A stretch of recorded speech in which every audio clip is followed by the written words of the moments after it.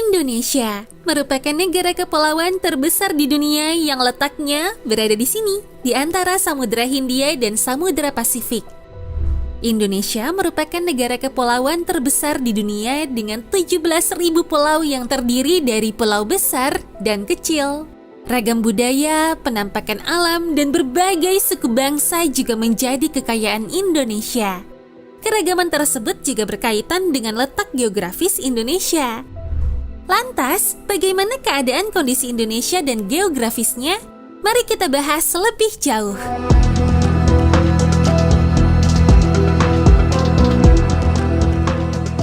Kepulauan ini biasa disebut dengan Nusantara dan memiliki perbatasan yang ada di daratan dengan 3 negara, antara lain Timor Leste, Papua Nugini, dan Malaysia yang berada di pulau terbesar yaitu Kalimantan. Pulau Kalimantan juga merupakan salah satu dari 2 pulau di dunia yang terbagi menjadi 3 negara, yaitu Indonesia dengan luas daratan 73%, Malaysia dengan luas 26%, dan Brunei Darussalam dengan luas hanya 1%. Indonesia terbagi menjadi 34 provinsi dengan Jakarta yang menjadi ibu kota negara sekaligus kota terpadat yang terletak di Pulau Jawa. Pulau Jawa merupakan salah satu pulau terpadat di dunia, dengan hampir setengah dari jumlah penduduk Indonesia tinggal di pulau ini. Kota-kota lainnya adalah Bandung dan Surabaya yang juga berada di Pulau Jawa. Kota besar lainnya yang berada di luar Pulau Jawa adalah Medan yang terletak di Pulau Sumatera, tepatnya di Sumatera Utara.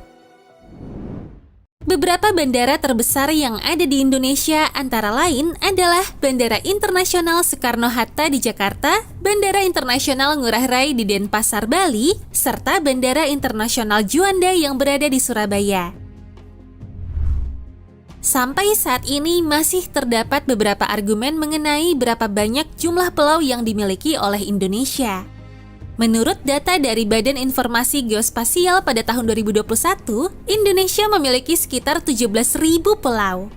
Jumlah itu berarti ada penambahan 229 pulau jika dibandingkan dengan yang tercatat pada Gazeter Republik Indonesia pada tahun 2020, yaitu 16.771 pulau.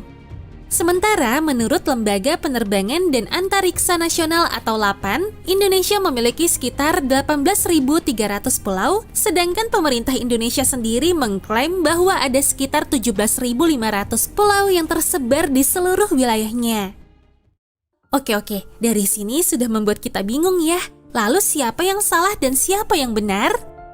Ya, kita sendiri yang bisa menjawabnya. Kita harus bisa merapikan hal ini karena kan data itu menyangkut identitas negara Indonesia di mata internasional.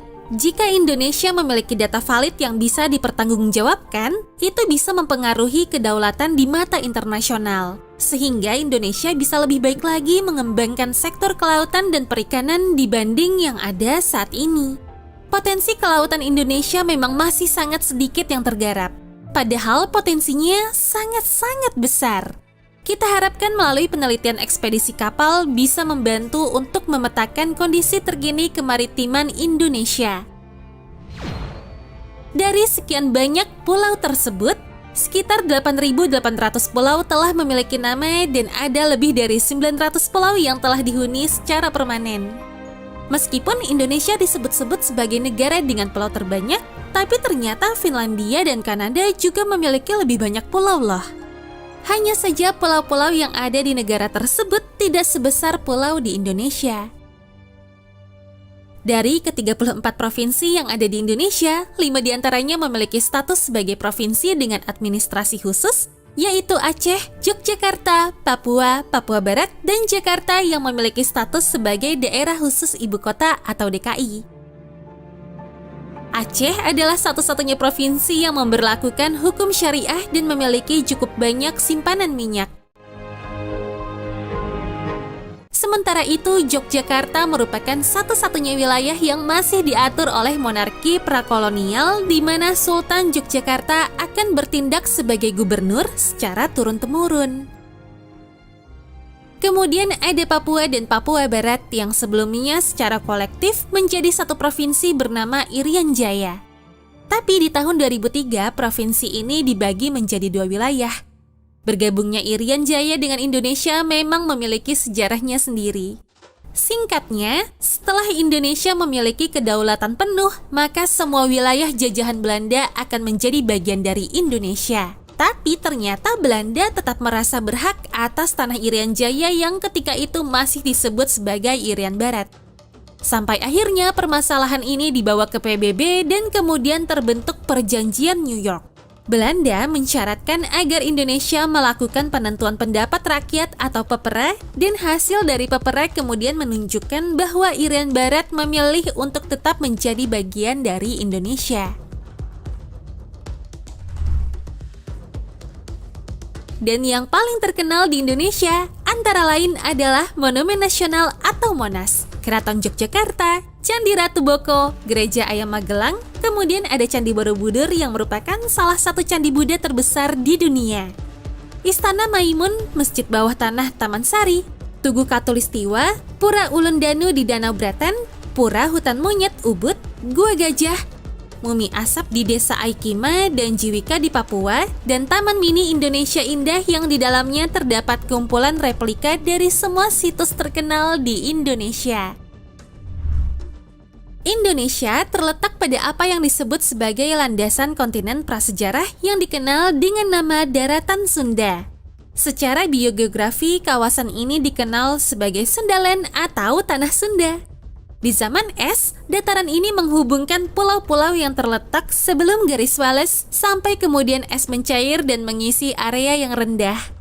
Yang cukup menarik adalah Indonesia tidak hanya berada di tepat di bagian paling berbahaya dari Ring of Fire atau cincin api, tapi juga terletak di antara 3 lempeng tektonik besar, yaitu lempeng Eurasia, lempeng Pasifik, dan lempeng Indo-Australia dengan puluhan lempeng kecil dan pecahannya seperti lempeng Sunda, Timor, Banda, Maluku, dan sebagainya. Ini membuat Indonesia memiliki lebih dari 400 gunung berapi, lebih banyak dari negara manapun di dunia dengan lebih dari 130 gunung berapi aktif yang menjadikan Indonesia sebagai negara yang paling aktif secara vulkanik di dunia.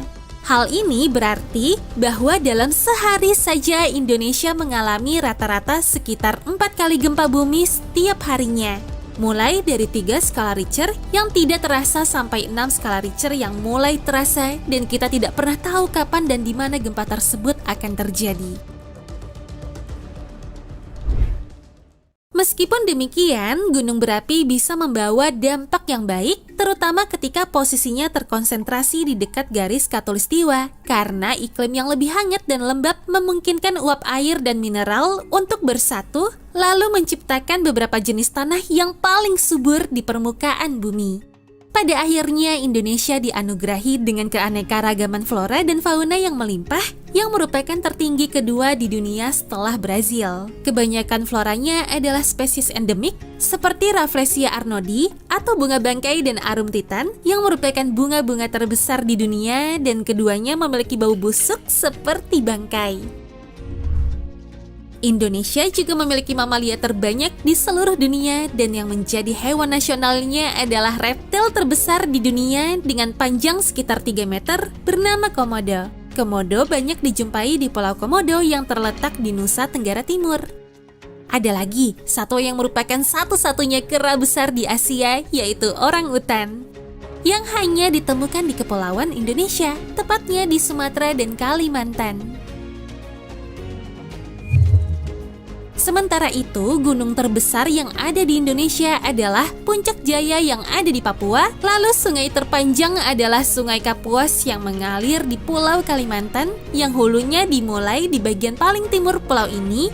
Sementara itu, danau terbesarnya adalah Danau Toba yang juga merupakan danau vulkanik terbesar di dunia yang terletak di Sumatera Utara. Danau ini terbentuk akibat letusan Gunung Toba sekitar 74.000 tahun yang lalu, yang mengakibatkan musim dingin vulkanik di seluruh dunia.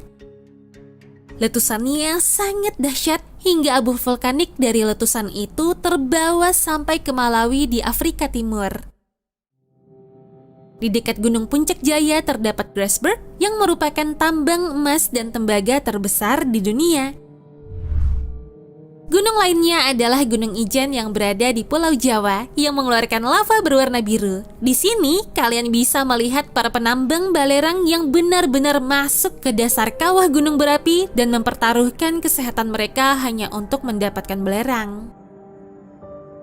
Fenomena alam yang unik lainnya yang bisa kalian temui di Indonesia adalah Danau Kelimutu di Flores yang memiliki 3 warna, serta Danau Ubur-Ubur Jinak di Kakaban, Kalimantan. Saat ini, Indonesia merupakan produsen nomor 1 minyak sawit, cengkeh, kayu manis, pala, kelapa, dan vanili. Makanan khas Indonesia yang telah dikenal luas di seluruh dunia antara lain adalah rendang, sate, soto, dan nasi goreng. Selain itu masih ada masakan khas dari daerah lainnya seperti gado-gado, papeda, pempek, lemang, dan masih banyak lagi yang lainnya. Oke, sekarang kita akan membahas Indonesia dari sisi demografinya ya. Berdasarkan data Administrasi Kependudukan per Juni 2021, populasi Indonesia ada sekitar 272,2 juta jiwa, di mana 137,5 jiwa adalah laki-laki dan 134,7 jiwa adalah perempuan. Indonesia tercatat sebagai negara terpadat keempat di dunia dan juga merupakan negara dengan penduduk muslim terbesar. Indonesia juga memiliki lebih dari 300 kelompok etnolinguistik yang berbeda dan tersebar di seluruh wilayahnya. Meskipun demikian, 2 kelompok etnis terbesarnya adalah etnis Jawa sekitar 40%, Sunda sekitar 15%, dan selebihnya adalah kelompok-kelompok etnis yang lebih kecil seperti Batak, Minangkabau, Dayak, Papua, dan lain-lain. Sedangkan sekitar 5% dari keseluruhan kelompok etnis tersebut yaitu ada orang-orang non-pribumi seperti Tionghoa, Arab, India, dan bahkan beberapa orang Eropa. Satu hal yang menyatukan rakyat Indonesia adalah bahasa nasionalnya yaitu bahasa Indonesia. Indonesia juga dikenal sebagai negara tribahasa terbesar di dunia.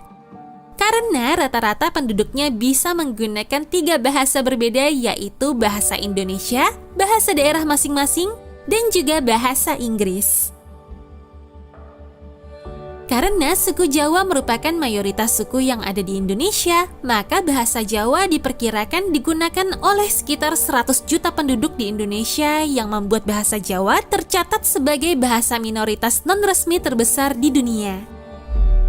Bahasa Indonesia sendiri secara teknis lebih seperti turunan dari bahasa Melayu. Karenanya orang-orang Indonesia bisa mengerti sekitar 60-70% bahasa negara tetangganya yaitu Malaysia. Perbedaan terbesar terdapat pada kata-kata serapan karena Indonesia mendapat pengaruh bahasa Belanda sejak zaman kolonial. Selain itu, banyak juga kata-kata serapan yang berasal dari bahasa Arab karena mayoritas penduduknya adalah Muslim yang sudah sangat familiar dengan penggunaan bahasa Arab. Sekarang, jika kita ringkas secara berurutan, maka sejarah Indonesia berawal dari Kerajaan Hindu, Kerajaan Buddha, Kerajaan Islam, lalu kedatangan Portugis, kemudian Belanda masuk, Jepang datang selama beberapa tahun dan menghilangkan sejumlah besar populasi. Kemudian kemerdekaan Indonesia yang dilanjutkan oleh kepemimpinan Soekarno, perebutan Papua berlanjut dengan kepemimpinan Soeharto, lalu terjadi era reformasi dan akhirnya sampai di era Presiden Joko Widodo.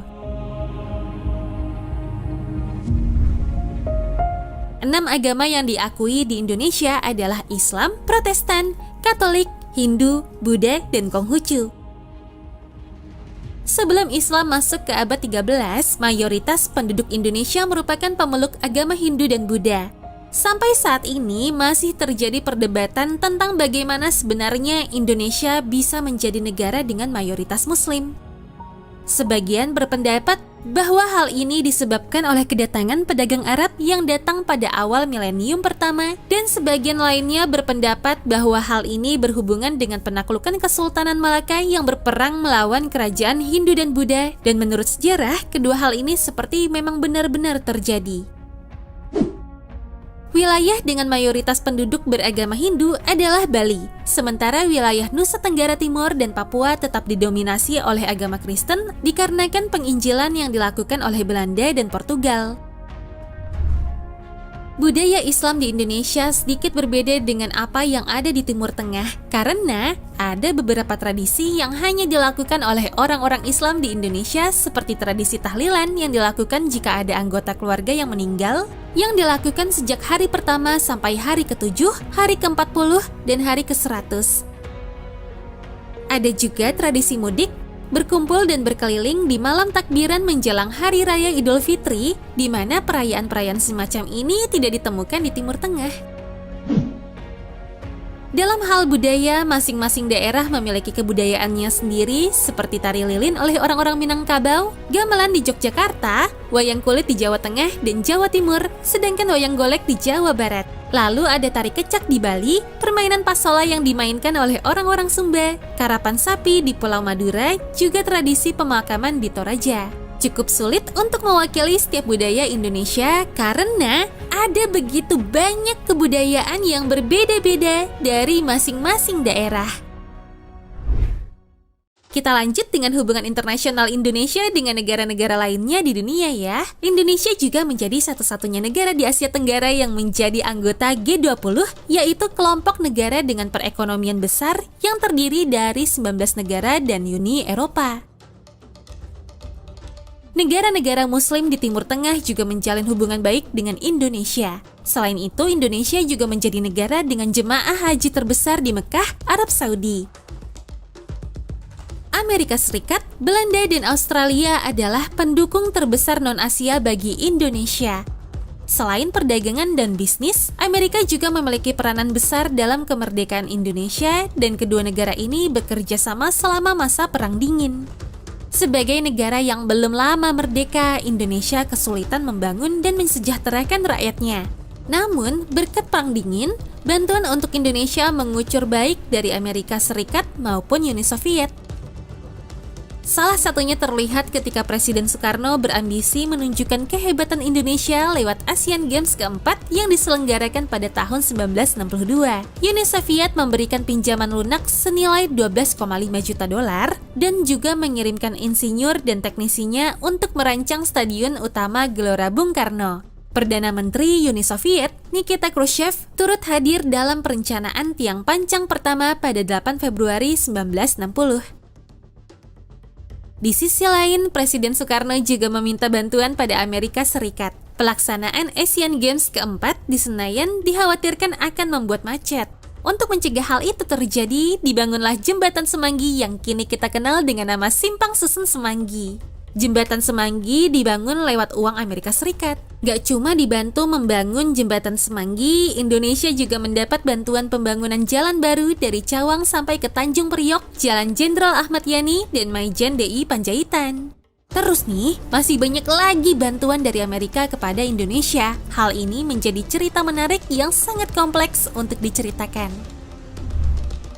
Belanda juga berhubungan baik dengan Indonesia meskipun terjadi peristiwa pahit selama masa kolonial. Selain itu, banyak orang Indonesia yang tinggal di Belanda dan sampai saat ini negara tersebut memiliki populasi orang Indonesia lebih dari 2 juta orang. Australia juga banyak memberikan bantuan untuk Indonesia, terutama setelah bencana alam dahsyat yang terjadi di Indonesia. Sedangkan Jepang menjadi mitra ekspor-impor terbesar bagi Indonesia, dan kedua negara ini telah berhubungan baik selama lebih dari setengah abad lamanya. Indonesia memiliki keanekaragaman budaya yang berbeda-beda dan sangat banyak seperti pulau-pulaunya. Tapi pada akhirnya, semuanya akan saling merangkul satu sama lain sebagai satu kesatuan dengan semboyan NKRI harga mati. Tanah airku tidak kulupakan, kan terkenang selama hidupku. Biarpun saya pergi jauh, tidak akan hilang dari kalbu. Tanahku yang ku cintai,